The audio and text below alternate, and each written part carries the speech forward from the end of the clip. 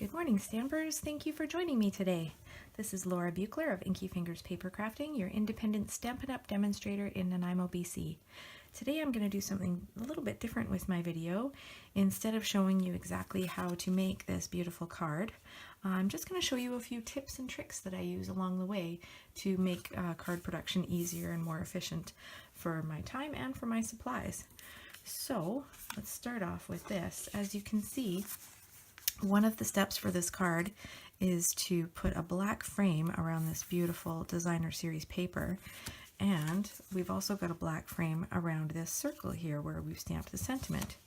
So the first thing I'm going to do is take this frame and punch out the circle. Now I can use that circle for my sentiment, or to frame the sentiment, because once I attach this paper,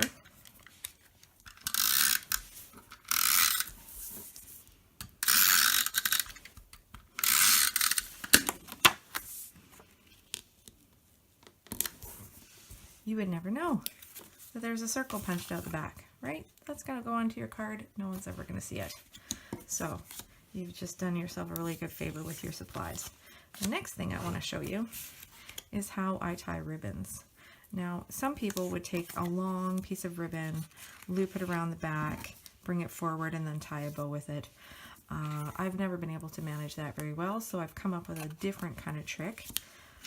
Flip it around to the back, and I'm just going to put two short lines of adhesive where I want my ribbon to go.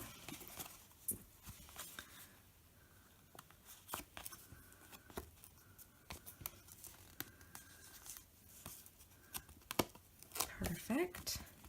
And then I've got a shorter piece of ribbon, and I'm going to loop that through. So I'm just tying that right around the ribbon that's attached to the card. Tie a little knot, and there we go. How perfect is that? And the final tip I'm going to show you is this little cheating container of all the punches that I have. A little while ago I went through every single punch that's on my shelf, and I punched out a shape from that punch. You can see I've got all my banners in here, lots of different circles, lots of different label type shapes. I've got everything in there. So whenever I want to figure out how to layer up a different combination of punched shapes, I can take them out and start playing around with them, see how they look together. You know, you can see how with the sentiment ones this is really useful. Does the oval look good with the classic label punch? How about if we put the decorative label behind it? And you can start experimenting with how they look together. And once you have the combination that you like, then you can punch it out in the colors you're using for your project and feel confident that nothing is going to go to waste. So that's what I do to figure out how to layer up all my punched shapes. That's it for me today. I hope those tips were useful to you. If you have any other little tips, I'd love to hear what you do in your craft room to be more efficient. I hope you've enjoyed the video, and if so, please drop me a comment below. Your comments help motivate me to make more videos, and my husband and my daughter tell me that I'm supposed to say like and subscribe and ring the bell. I'm not even 100% sure what that means, but maybe you are.